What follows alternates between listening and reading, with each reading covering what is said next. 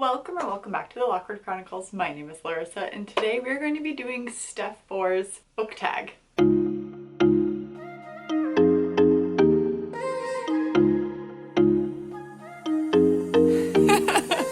In case you've been living under a rock and don't know who Steph is, she is another booktuber on here, and she is just the coolest. I want to be her like big sis or something because she's significantly younger than me, but I also would love for her to teach me how she does her makeup because it's flawless. She's so cool. It'd be so great to be her friend, her big sis, something. Anyway, this is her hat, by the way. If you watch my vlogs, you know how often I wear this hat, which is pretty much on a daily basis because I love this, love the moon, love that it says Hopeless Romantic. It brings me so much joy. When she came out with this merch, I was like, absolutely add to cart because I just love it so dang much. So we are wearing it in honor of her today because we are doing her book tag today. I saw this video a couple weeks ago and she was saying how much she misses old YouTube with the book tags, and I love book tags. Well, I mean, I love anything book related content, but her book tag is fun. It's a good time. So with that being said, I will list the questions below. I will also link her video below too in case you want to see her answers, because we do have similar answers, which is pretty cool. So like, Steph, let's be friends. So the first tag is a book you tell people is your favorite. And she and I have the exact same favorite that we tell people, and it's The Song of Achilles by Madeline Miller. I really love Greek mythology. I absolutely love this. This is about Achilles and Patroclus. I know people pronounce it a different way, but I can't not say Patroclus, and my phone is buzzing. And it is told through Patroclus's view and how the rise of him and Achilles and their relationship and through the Trojan War and all that entails. And I absolutely loved it. I ugly cried each time that I read it, which it was in public too. So that was super fun. I'm kind of nervous about the second one. So the second tag is a book that is your guilty pleasure. I feel like I'm just going to get reamed for this, but it's my guilty pleasure. Please leave me alone about it, okay? It's 50 Shades of Grey. I know it's not the best written. It's very questionable, if that, but I enjoy this series so much. This is going through Anastasia Steele's life and how she meets this dominant person named Christian Grey, and it's their relationship and how she and him figure out stuff in a BDSM. I mean, if you haven't heard of this, you must be reading very different things than me, and that's okay. Maybe this isn't your cup of tea, and that's okay. All right, the next book is a book everyone loved, but you didn't. Oh, okay. I didn't love The Deal by Elle Kennedy. It is the first book in the Off-Campus series. It just didn't do anything for me, and it was fine. It wasn't, in my opinion, it wasn't bad, but it wasn't great. It wasn't what I was wanting it to be, and that was kind of a disappointment. So, because I know it's so many people's favorite series, and I love a sports romance. I love hockey romances, to be more precise, because I love hockey. So I was really sad about it, that it just didn't fill what I needed it to do, and that's okay. It's okay. I know I'm in the wrong for this one. I like what I like, and unfortunately I didn't jive with this one. I was really bummed about it. I was really sad. A book you read the fastest. Okay, but on the other hand, if you saw it in my wrap-up from February, Icebreaker by Hannah Grace. This is what I wanted the Off-Campus series to do for me. This nailed exactly what I was wanting The Deal to be, and I absolutely loved this book. So it is a hockey romance. It's between a figure skater and a hockey player in college. They're so similar, very similar. Reverse Grumpy Sunshine, kind of a frenemies to lovers situation. And for some reason, this one did it for me. A book that deserved more hype. Okay, when this first came out, it did get a lot of hype, but it still lives rent-free in my head, and I absolutely love it so much. And I want it to be forever hyped, and that is Open Book by Jessica Simpson. I listened to the audiobook. I really do want to go back and reread it and tab and mark it up because this was phenomenal to me. It hits such a nostalgic tone in me. And I mean, I grew up listening to Jessica Simpson and watching the Newlyweds and following her career when she became to stardom and was with Britney and Christina Aguilera and all of that stuff. Newlyweds was my favorite reality TV show. I own the DVDs. That's how much I loved it. Reading about it or like listening to her tell this story was heartbreaking, and what perception of the media can play with what is actually going on in reality. I still feel like this deserves so much hype. A book that is becoming a movie or a TV show, and that is Daisy Jones and the Six. It is already out by the time this video is out, and I'm going to be going through and annotate the crap out of this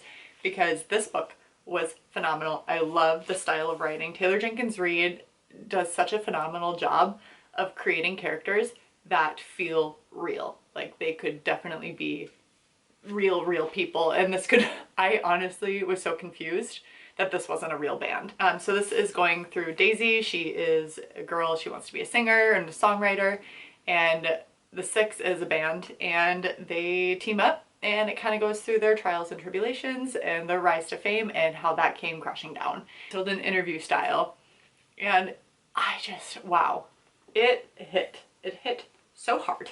A book you reread the most. This is one book that I read in my childhood so often. How did I not break the binding? Wow, good job me. And that is The Winter Rose by Jennifer Donnelly. I reread this one in the Tea Rose, which is the first one, so many times, but especially The Winter Rose. As soon as I read this in my teenage years, look how chunky this is. I immediately reread it again and again and again and again.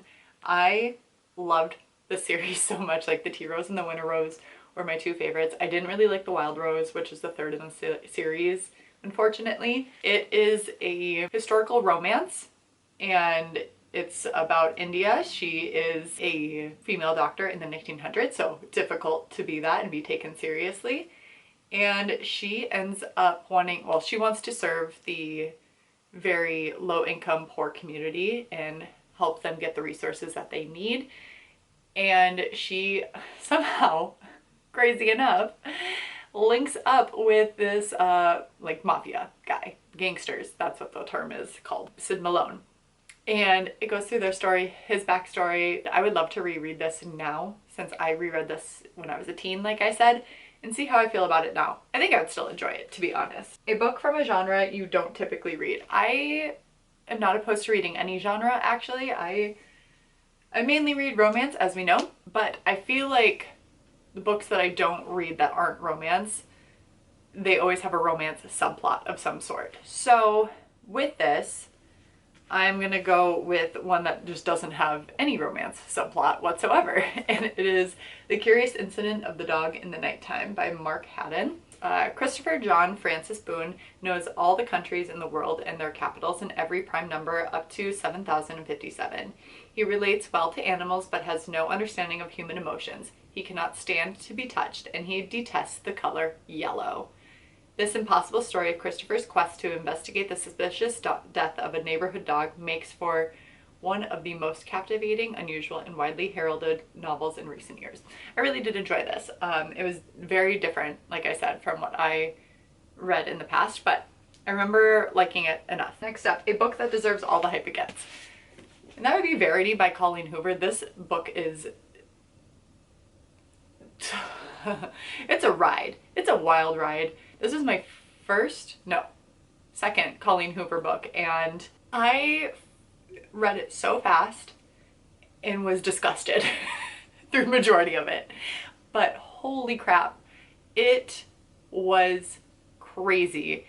And I really hope she writes more thrillers in the futures, because this was super messed up, but so captivating and just entrancing. I definitely think it deserves all the hype that it got. A book you usually recommend when asked to give a recommendation. I feel like most people like thrillers, or they're trying to get back into a quicker paced read, which usually I say a thriller is good for that. I read a lot of romance, so I don't feel like most people would enjoy a romance. I don't know, when I recommend stuff, I usually recommend The Song of Achilles, to be honest, but I'm trying not to double up here. I will recommend The Silent Patient by Alex Michaelides. It was captivating, didn't see the plot twist coming. I didn't really read a lot of thrillers back then. I just kind of had heard about it and I'm like, I'll give it a try. But it was spooky. I just thought it was so, so good. And it moved so, so quick. I really enjoyed that book so, so much. And that is about this woman who stabs her husband multiple times, several times, or shoots him several times in the face and then never speaks again. And she is in a psychiatric ward. And the main guy comes in and he believes that he can make her talk after all this time. It's been like over a decade or something at this point. I don't remember. A book that has your favorite characters, and that is People We Meet on Vacation. I love Alex and Poppy. I just relate to Poppy's overenthusiasm and just whirlwind attitude and just like the sunshine, to Alex's grumpy, like more standoffish, quiet introvert. But I love that Alex is also super organized and it takes control and everything. And I loved this book so much. This is probably still my favorite Emily Henry book. And I know people, it was a lot of hit or miss, but I just love Friends to Lovers. They just make me smile every time I think about them. A book you wish you could live in.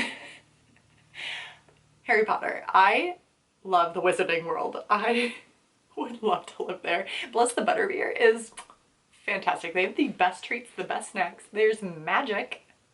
And the fact that it is still like integrated into the Muggle realm is super cool. So I mean, it could technically happen. It would be super, super cool to like go to Hogwarts. Obviously not when Voldemort is having a spell, a little tiz towards the end of the year.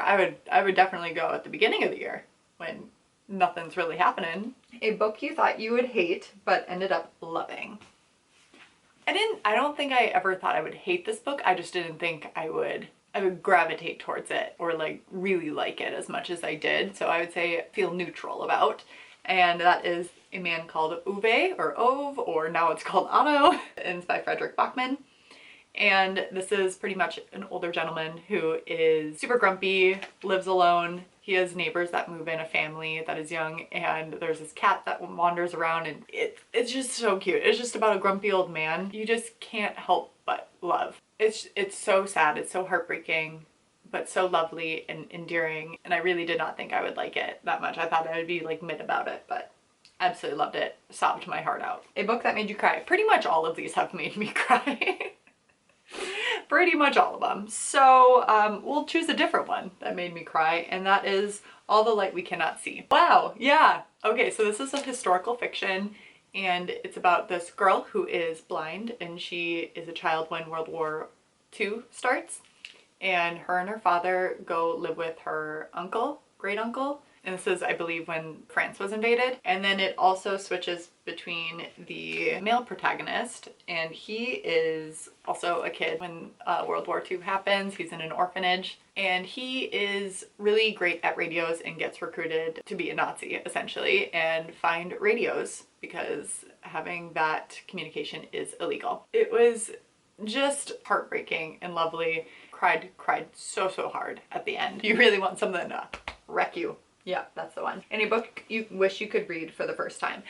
I wish I could reread this whole series the first time, and it shouldn't be a surprise because I talk about it nonstop, and that's ACOTAR. The whole series, especially A Court of Mist and Fury. I did not realize how much I would absolutely love this series. I think about it daily. It's all over my TikTok. I cannot not think about ACOTAR. I wish I could experience it, reread it again for the first time, because it was absolutely amazing, and I'm so happy I finally got around to reading this last year and lives rent-free right up here. That is the end of the book tag, so thank you, Steph, for providing this book tag. I hope you all enjoyed it. What are some of your book recommendations with those book tag prompts? I would love to hear it. And if you liked this video, please give it a thumbs up and subscribe to my channel so you get to hang out and watch book content with me all the time. And respect others, respect yourself, and do something amazing with your day. Thanks, bye!